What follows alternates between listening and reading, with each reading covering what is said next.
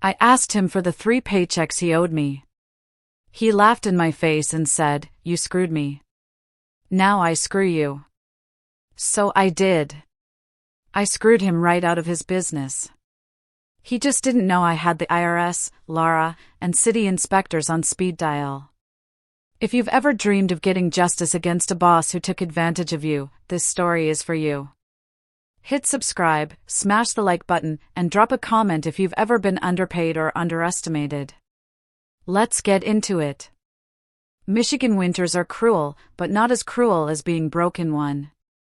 That was me, Riley Monroe, sitting in my 1-bedroom apartment with a busted heater, 2 days away from defaulting on my rent, and debating whether to spend my last $40 on groceries or gas to keep job hunting.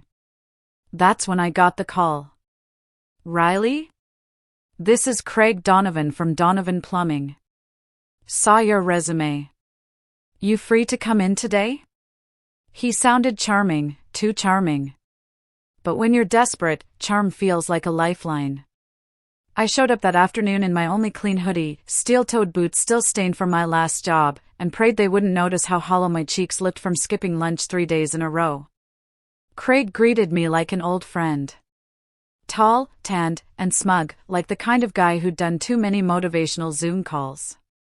His office smelled like lemon-scented lies and cigar smoke. He didn't look like a plumber, more like a guy who sold the dream of plumbing. "You're gonna love it here," he said. "Hard work gets paid. No suits, no office politics. Just tools and money." He offered me $25 an hour to start. Said I'd get my own van. Even promised to cover my phone bill if I used my personal phone on jobs. It sounded like heaven with copper pipes. I signed my W-2 paperwork on the spot. My first 2 weeks were solid, long days, but honest work. I fixed toilets, replaced water heaters, snaked sewer lines. The van was old but ran fine. No heat, but it was only October. I thought, maybe I finally caught a break. Then the switch flipped. One morning, I came in and Craig tossed me a new policy slip. "No more hourly," he said casually. "Your commission now, 20% per job. You'll make way more, trust me. Welcome to being a subcontractor." I blinked. Wait, subcontractor? I didn't sign anything like that. "You don't need to," he said, flashing that slimy grin. "This is how we do things now. You're gonna be making bank, Riley. Trust the system." I didn't. But I didn't argue either. People like me, women in trades, especially ones with no backup plan, don't get to argue. We nod, we grind, and we hope next week's check doesn't bounce. Weeks went by. The jobs got heavier, the calls longer. 60 hours a week turned into 75, then 90. Some days I barely slept, just grabbed gas station coffee and kept moving. The van? Still no heat. And when the snow hit 14 degrees, I asked Craig about repairs. He messaged back, "Buy a blanket. I'm in Florida. Can't afford van repairs." I stared at the message, fingers numb, breath fogging up the cracked windshield. He was on a cruise. I was freezing in a metal coffin with a busted heater, praying the brakes wouldn't give out on black ice. Worse? The phone bill he promised to cover never got paid. My carrier cut my line. But if the office couldn't reach me, they'd dock my pay. Every dropped call cost me money. And then came the final insult. I worked 3 full weeks without seeing a dime. I was owed nearly $5,000. When I asked payroll, they said Craig was handling it. When I texted Craig, he replied, "You screwed me, Riley. Now I screw you." That was the moment something in me snapped. Not the kind of snap where you scream and throw things. No. This was quieter. Colder. The kind of break that happens when someone finally burns the last bridge to your kindness and stands there grinning. I didn't beg. I didn't plead. I simply said, okay. Then I went home, sat in the dark with a dying phone battery, and made a plan. The kind of plan that doesn't just get you your money back. The kind that makes people like Craig wish they'd never met you. The silence in my apartment that night was deafening. No music, no heat, no light, just the hum of injustice boiling beneath my skin. I lay on the floor staring at the cracked ceiling, repeating his words in my head. You screwed me, now I screw you. I didn't sleep. By morning, I wasn't a plumber. I was a detective with a mission. I started with the basics, wage theft. I remembered reading something on Reddit about labor rights. So I searched "My boss won't pay me wages Michigan" Reddit. One post led me to another, and before I knew it, I stumbled into r/legal advice, my new war room. The top comment on a thread said, Laura. File a wage complaint with Laura. Immediately. Laura, Department of Licensing and Regulatory Affairs. Sounded like an acronym made of hope and red tape. I spent hours filling out their online form, attaching every screenshot, invoice, and van photo I had. I detailed every missed paycheck, every call docked from my check, every illegal plumbing job Craig sent me on without permits. But I didn't stop there. That night, another comment caught my eye. Misclassification of employees is a serious IRS offense. If they're paying you like a subcontractor, but controlling your schedule, van, and jobs, you're misclassified. Report it. That one hit me like a thunderclap. I had signed a W-2 when I started. But Craig never gave me a 1099. And yet, he stopped taking taxes out once I was commissioned. That wasn't just shady, it was criminal. I pulled up the IRS website, found Form SS-8, and started the process of filing a worker misclassification claim. It was tedious. Every detail mattered. Every text from Craig, every direct order, every time I had to clock in and out or was told where to go, I wrote it all down. Then I remembered something. During onboarding, Craig had linked my email to the company's Google Workspace. After I quit, nobody removed me. I checked. Still active. I held my breath as I clicked into their Drive folder. And oh, what a treasure trove. Invoices without permits. Job logs backdated and altered. Payroll spreadsheets with cash payouts to other subcontractors who were clearly being used the same way I was. But the real bomb? The office manager, Darlene. I hated her from day one. She once called me a wannabe man for being a woman in plumbing. She never respected me, always hung up on me mid-call, always sneered when I asked for job details. But what I found was poetic. Weekly spreadsheets showed she was being paid $1,500 every Friday. Yet, her email also contained an open PDF titled, State Disability Application, Approved. It was dated 3 months prior. She was double-dipping. Collecting disability from the state while working full-time under the table. I downloaded every file. Every PDF. Every payroll sheet, every job invoice with no permit number. I organized it all into a Google Drive. Created a clean, professional spreadsheet documenting the violations. I even color-coded it. Red for Craig. Yellow for Darlene. Gray for unknown workers. Then I drafted my email to the IRS fraud tip line. Subject, misclassified worker, wage theft, and fraud, Donovan Plumbing, Michigan. Attachments, 47. When I hit send, I didn't feel joy. I felt calm. Cold, calculating, controlled. Craig had turned me into a ghost worker. I was about to become the ghost in his machine. A week later, my friend Miguel, who still worked there, texted me, "Yo, did you do something?" 2 guys in suits just showed up. Not cops. Some investigator types. I smiled into my chipped coffee mug.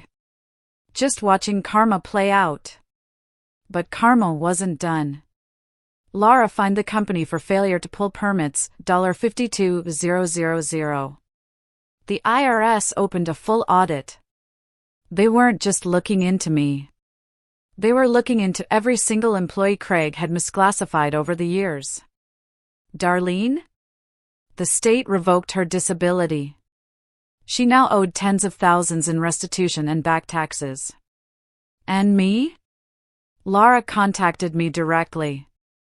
Said my wage complaint was valid. Craig had no legal ground to withhold my checks. They ordered him to pay, in full, with interest. I watched the notification pop up on my phone as the transfer hit my bank. $5,328. I didn't need the money by then. I needed the message. You don't get to cheat workers and walk away. But I wasn't finished. Craig still had a fleet of rusting vans. Half of them unregistered. The city required a permit to operate those as commercial vehicles. Guess what I found in their drive folder? Inspection reports from 5 years ago. Nothing updated. So I filed one last report. Craig's plumbing business was rotting from the inside. All I did was expose the mold. And soon, the walls would come crashing down. It's funny how revenge doesn't always feel like fire. Sometimes it's just a quiet click of the mouse, the tap of submit, and the soft sigh of years of exhaustion starting to lift off your chest. But behind that calm, there's something else brewing, an emotional whiplash no one warns you about. As Craig's world began to crumble under the weight of the agencies I'd unleashed, I started to feel something I hadn't felt in years: hope. But hope is dangerous when you're still running on fumes. Miguel kept me in the loop. He was my eyes and ears inside Donovan Plumbing, and from what he described, it was pure chaos. Riley, he texted me one afternoon, "You won't believe this. Craig's office is locked. 2 investigators showed up with badges. Darlene is crying in the bathroom. And get this, they froze payroll." Frozen? I typed back, heart pounding. "You got paid?" "Barely. But others didn't."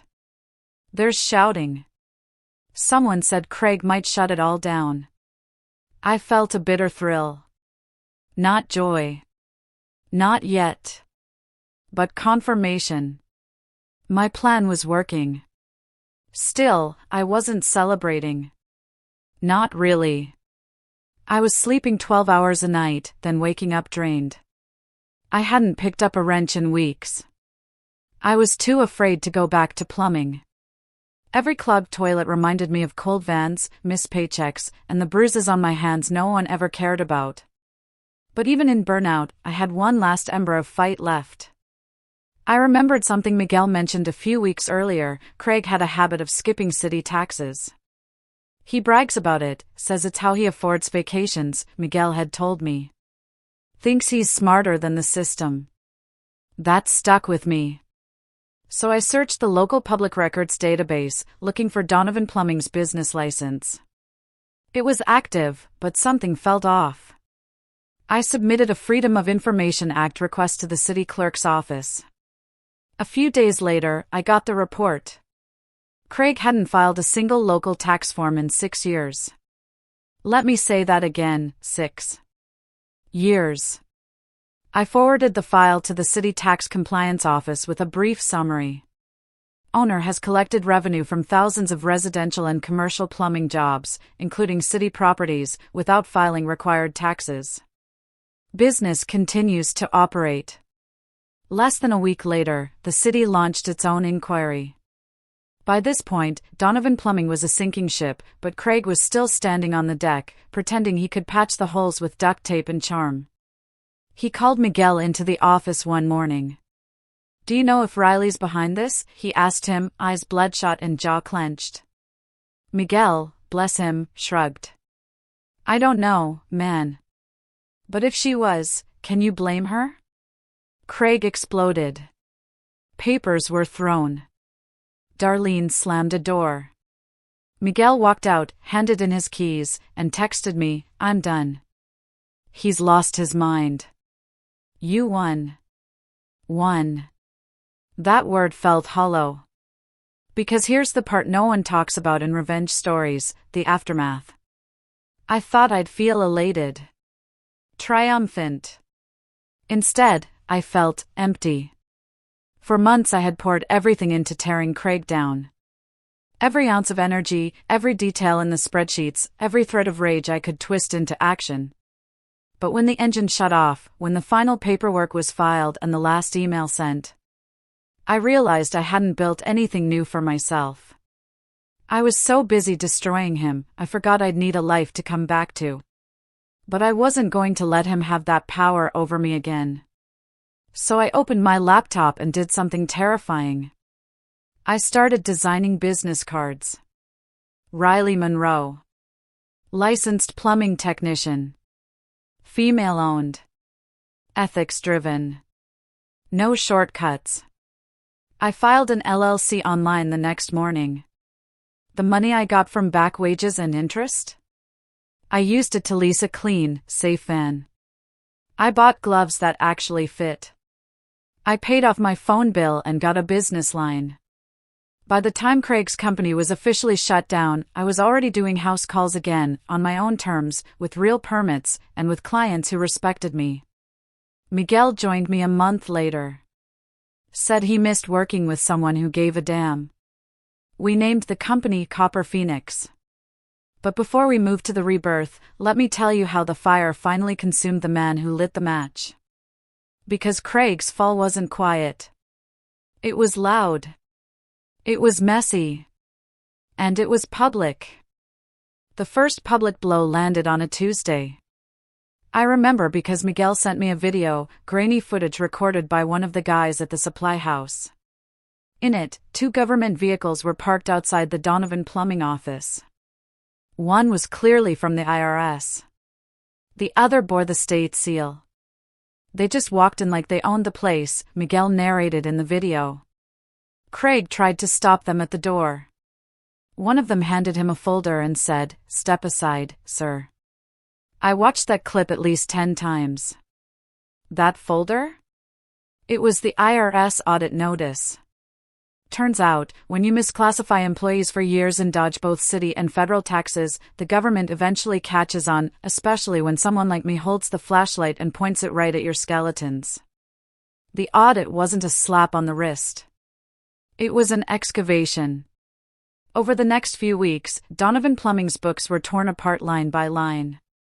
Every subcontractor who drove a company van, wore a company shirt, followed a company schedule, they were retroactively reclassified as employees. That meant Craig owed payroll taxes, back wages, unemployment insurance, and workers' comp penalties for every single person he'd ever shorted. The total? Over $180,000.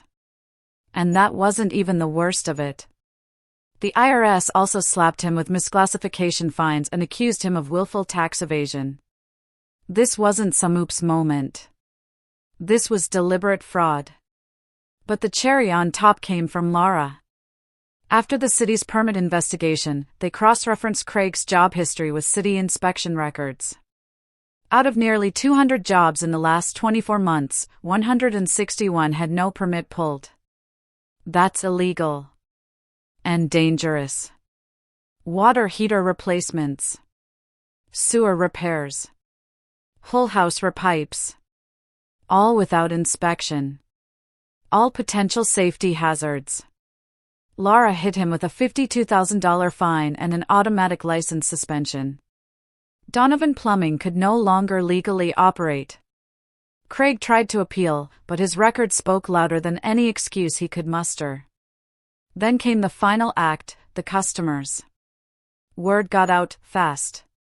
Angry homeowners started posting on community forums, sharing how Craig's crew tore up their walls and disappeared. Some demanded refunds. Others filed small claims lawsuits. A few contacted their insurance companies, which triggered even more investigations. It was like watching a building collapse in slow motion. Craig's Facebook business page was flooded with 1-star reviews. Yelp added a warning banner. Google delisted the business. Even the local hardware suppliers stopped offering him credit. His world was crumbling. But he wasn't done yet. He did what narcissists always do when cornered: he blamed everyone but himself. First, he blamed Darlene. Claimed she mismanaged the books. Then he blamed the employees. Said they were lazy and took advantage. And finally, he blamed me. "You don't understand what she did to me," he reportedly said at a supplier's office. "She was nothing before I hired her. Just some broke girl with a chip on her shoulder." Funny thing is, he wasn't wrong. I was broke. I did have a chip on my shoulder. But now? I was the reason he had nothing left to stand on. It wasn't long before Craig started selling off assets. First the vans, then the equipment.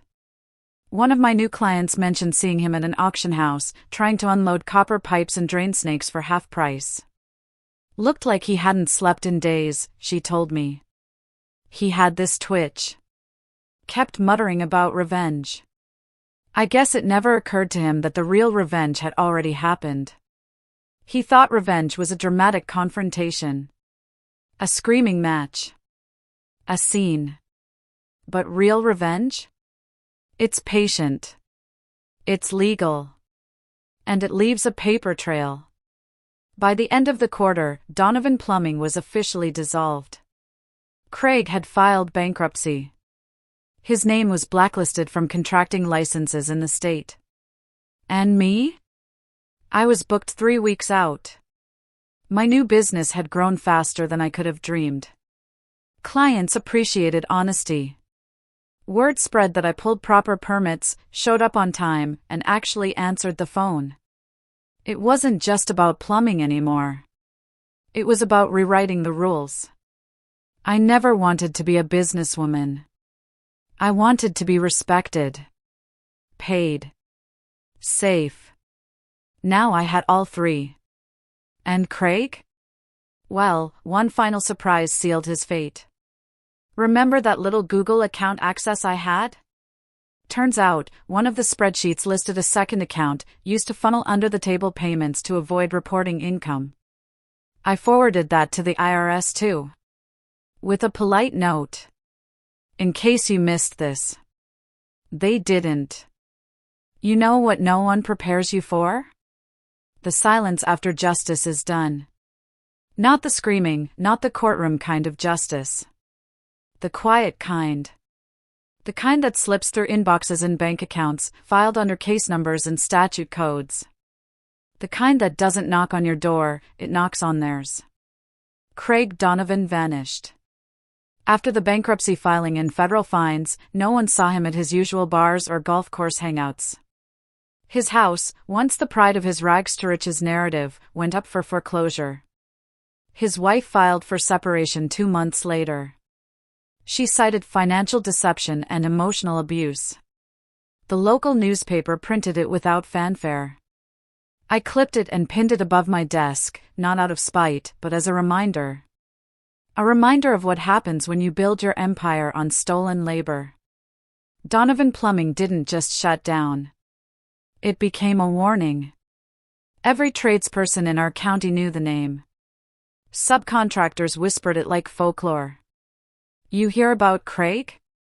IRS tore him apart. It echoed in supply stores, job sites, even vocational schools. He wasn't just gone, he was a lesson carved into the industry's backbone. And me? Copper Phoenix thrived. I didn't scale fast. I didn't want to become Craig 2.0 with fancier slogans. I hired smart. Paid fair. Pulled permits. Did honest work. The best part? Clients came to me because they knew my story. Some of them had worked with Donovan before. A few even gave tearful thank yous, saying they wished they'd known what he was doing sooner. But the real closure came on a Tuesday, 6 months after the final email to the IRS. I was working a job at a historic home downtown, redoing the full plumbing system. It was my biggest solo contract yet. As I loaded copper pipe into the crawlspace, a familiar voice startled me from behind. Riley? I stood up, back stiff from hours under the floor. It was Craig. Or, what was left of him. He looked smaller. Pale.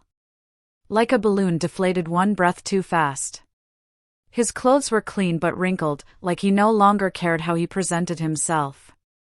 His eyes? Lost. What are you doing here? I asked, keeping my tone flat. I live around the corner now, he muttered. Didn't know you'd be working this house. I wiped sweat from my brow and leaned on a joist. He looked like he wanted to say more. Maybe apologize. Maybe plead. But I wasn't there for closure. I already had mine. I gave him a nod. Nothing more. No speech. No lecture. Because silence from someone who used to beg for your time? That's power. He hesitated, then shuffled away, muttering something under his breath. I never asked what. I never cared. When I slid back under that house to finish my job, I felt lighter. The last ghost had been buried. That night, I got home, showered the grime off, and sat on the couch holding a copy of my first official tax return under the Copper Phoenix name. No errors. No lies. Just clean, honest work. I smiled, then grabbed a Sharpie and wrote something across the top of the page in bold, slanted letters. He took my wages. So I took his legacy, asterisk asterisk. That sentence became my company's unofficial slogan. It lived on the wall of our office, on our mugs, even on a small bronze plaque inside our first official building. Clients asked about it. I'd just smile and say, it's a long story. But let's just say, bad bosses never prosper. Years later, when Copper Phoenix expanded statewide, I was invited to speak at a tradeswomen's conference. The theme was reclaiming power in blue-collar spaces. I told the full story, for the first time, on stage. Not to shame Craig, but to uplift every woman who had been told to toughen up when they were being exploited. Every man who got shortchanged and told to be grateful. Every worker who'd ever been used and discarded. The applause didn't matter as much as what I saw in the crowd, faces lit with fire. Determination. Purpose. They weren't victims. They were the next wave of phoenixes. So if you're listening to this now, wondering whether to fight back, start small. Take notes. Save receipts. Ask questions. Learn the systems. Because the most dangerous thing you can be isn't angry. It's informed. And one day, someone like Craig might laugh in your face, thinking you're powerless. That's when you smile. And start building your fire.